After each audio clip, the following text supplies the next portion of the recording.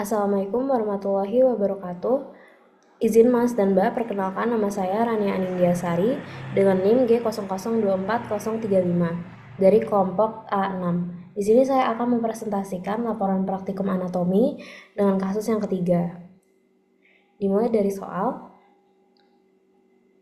Seorang pria 23 tahun mengalami cedera lutut saat bermain futsal. Ia merasakan bunyi krek dan lututnya terasa tidak stabil. Setelah kejadian, lututnya membengkak dan sulit digerakkan. Untuk soalnya yang A, jelaskan anatomi penyusun artikulasi genu yang lengkap. B, jelaskan ligamentum yang memperkuat artikulasi genu. Dan yang C, jelaskan anatomi os femur.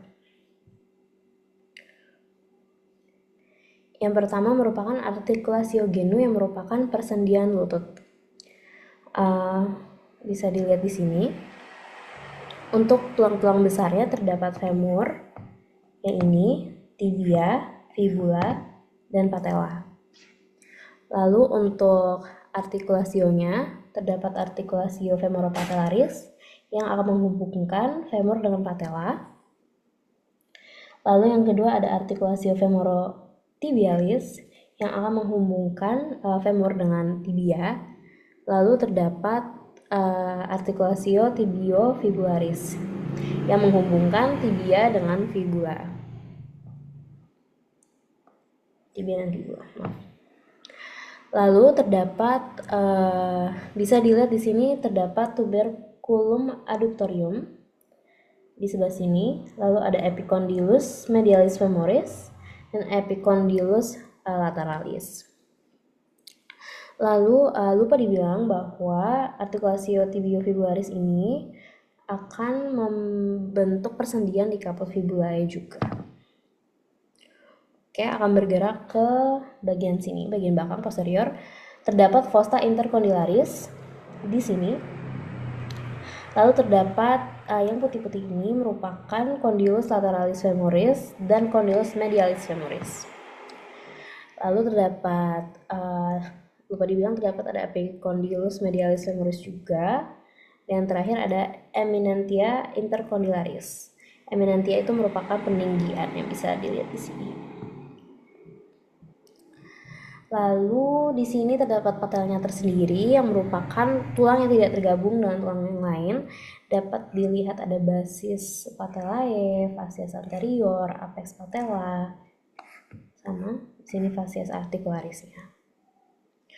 Oke, menuju slide berikutnya. Oke, di sini artikulasi genu itu terbagi menjadi 3, yaitu femoropatellaris, meniscofemorales, dan meniscotibialis. Nah, femoropatellaris ini merupakan hubungan antara femur dan patella. Meniscofemorales adalah hubungan antara meniskus dengan femur. Dan yang ketiga, meniscotibialis merupakan hubungan antara meniskus dan tibia. Oke, baik. Untuk di sini terdapat femurnya, patellanya, lalu tibia dan fibulanya.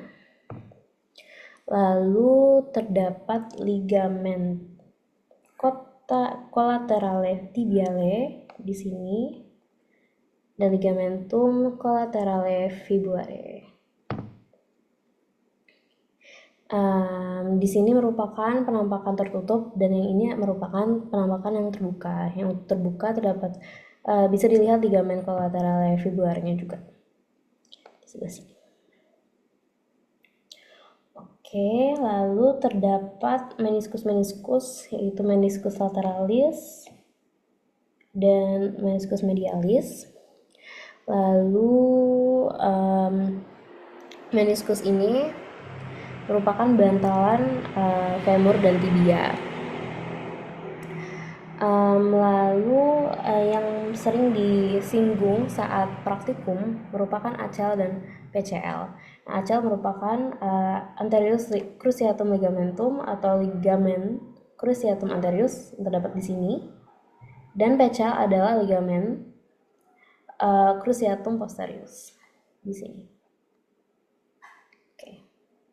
Ini itu saja untuk slide yang ini.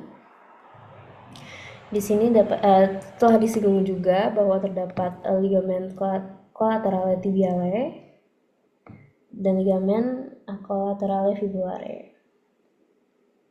Oke, terus terdapat ligamen meniscofemorale posterius sebelah sini, lalu ligamen collaterale tibiale, lalu PCL, ACL, lalu ligamen collaterale fibulare.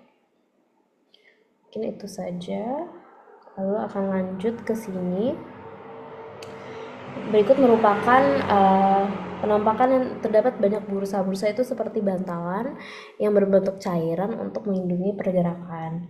Nah, bursa-bursa di sini terdapat bursa subpopliteal, bursa suprapatellaris, bursa subfacialis prepatellaris, dan bursa infrapatellaris profunda. Bergerak pada tampak lateral terdapat patella, lalu femurnya, lalu tibia dan fibulanya. Terdapat meniscus medialis dan ligamen collaterale tibiale pada penampakan ini. Lalu saya akan bergerak ke slide yang terakhir, yaitu anatomi dari os femur. Os femur merupakan tulang yang paling panjang di tubuh. Dan berikut merupakan penampakan dari os femur bagian dexter atau kanan.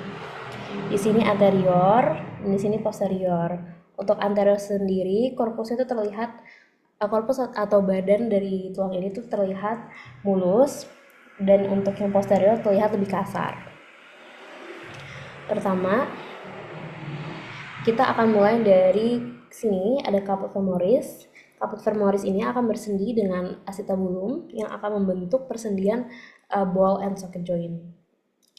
Lalu caput itu merupakan kepala. Lalu ada column femoris, yaitu leher femoris. Lalu terdapat trochanter minor dan mayor yang akan menjadi pelekatan otot. Lalu ada corpus femoris yang merupakan corpus itu badan femoris. Lalu untuk di bawah terdapat tuberculum adductorium, epicondylus medialis, fascias patellaris, dan epicondylus lateralis. Nah, fascias patellaris ini akan menghadap ke patella. Lalu dari tampak yang posterior bisa dilihat bagian yang sama juga, ada caput, ada trochanter mayor dan minor. Untuk pelekatan otot ada column femoris juga.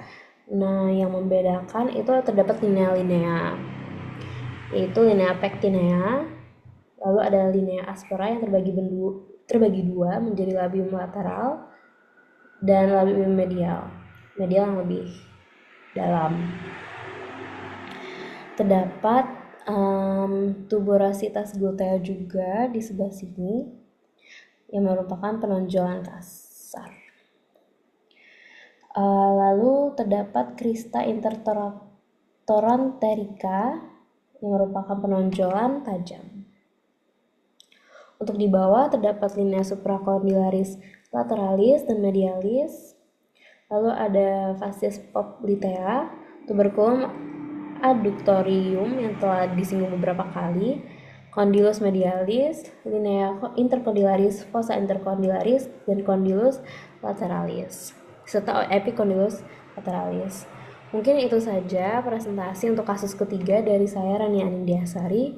Terima kasih sudah mendengarkan. Wassalamualaikum warahmatullahi wabarakatuh.